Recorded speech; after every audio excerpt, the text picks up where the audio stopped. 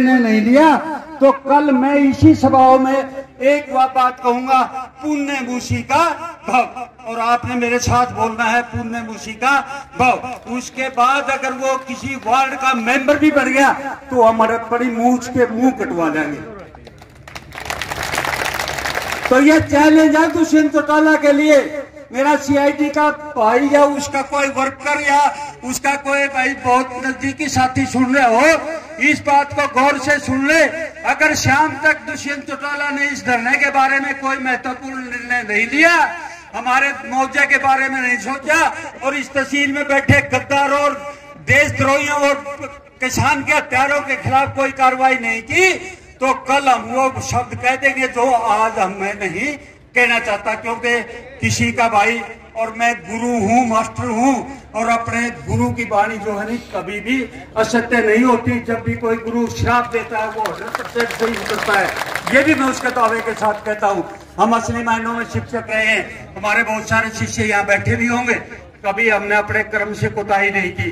जिसने कर्म से कोताही नहीं की, जो कर्म धर्म और ईमान से सही हो, उसका शाप भी 100% सही जाता है। इसलिए मैं पुनः उससे चौटाला को चेतावनी देता हूं कि आज भी तेरे लिए समय है, 24 घंटे का समय है, नहीं तो कल इसी सभा के अंदर मैं वो बात कह दूंगा जो ऋषि ने मुझसे के लिए कहा था,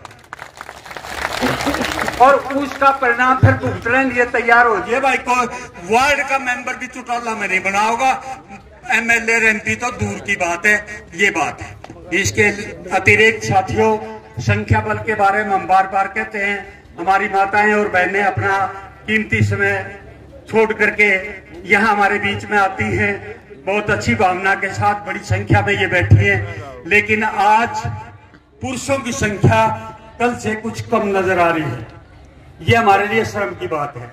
कल भी मैंने कहा था भाई 5 बजे से पहले हमने पंडाल को नहीं छोड़ना है, आज भी मैं उस बात को दोहराता हूँ, 5 बजे से पहले पंडाल नहीं छोड़ना।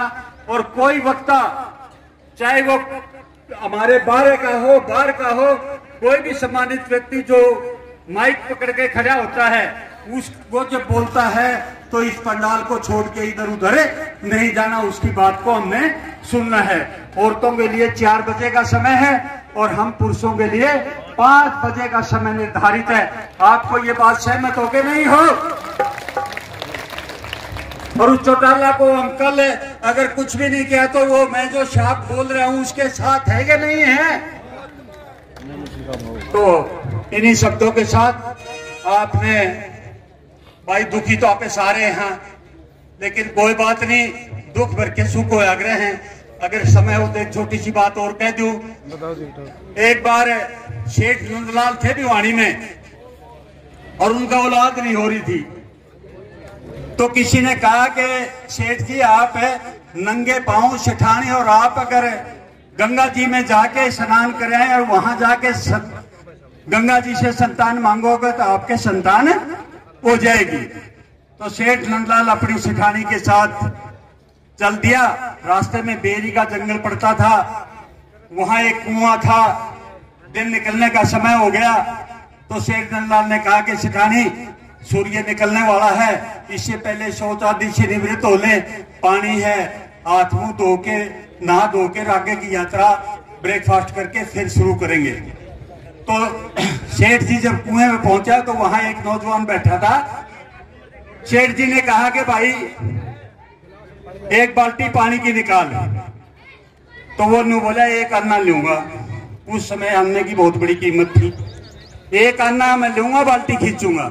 न्यू बोला भाई तू किसी ने यहाँ बैठा रखा है? भाई देखो इस तरह से हम एक बोलने के लिए खड़े होते हैं, अनेक बोलने के लिए नहीं, कि भाई तू किसी ने यहाँ बैठा रखा है। तो उसने कहा नहीं बैठा नहीं रखा, यूं मेरा दादा कुआ है और इस दादा का कुआ का पानी बेचकर हमारा भी धर्म है, हम कुछ भी कराते हैं हमारे कुएं पे। तो उसने सेठ नंदलाल ने कहा कि भाई ले 1 रुपया, भाई प्लीज, आप तो गाने वाले हैं, जब आप बोलते हैं तो दूसरों हाँ नहीं। तो उसने कहा भाई 1 रुपया ले, इस बाल्टी ने मांझ के फिर पानी काट दे। पानी निकाल के सजनों इतना सूर्य भी निकल आया और सेठ नंदलाल जो भिवानी का बहुत बड़ा सेठ था, आज भी उनके कटले हैं। अगर आप भिवानी गए हो तो नंदलाल के कटले काफी जगह है जहां कटला वो होता था, जहां किसान ये फसल बेचने के लिए जाता था, गाड़ी और बैल जिसमें बांधे जाते थे उनको कटला बोला जाता था। आज भी बड़ी बड़ी इमारतें उनकी खड़ी हैं।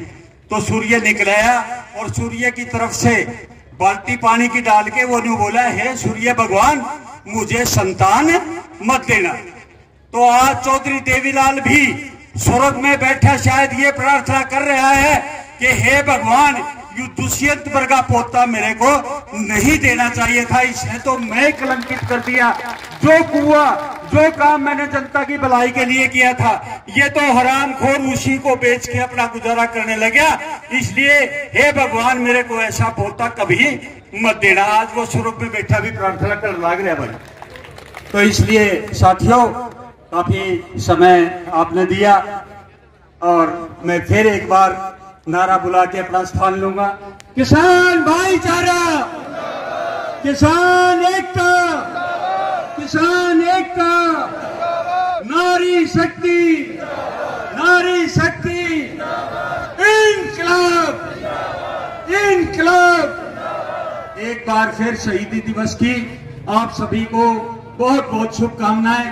भगवान करे आपको भी उन क्रांतिकारियों के जो बातें थी उनको अपने जहन में उतार के और उनके लक्ष्य कदम पे चल के अपने इस आंदोलन को सफल बनाएंगे और जो कमेटी के निर्देश होंगे उनका सही सही पालन करेंगे। इन्हीं के शब्दों के साथ आपका बहुत बहुत धन्यवाद।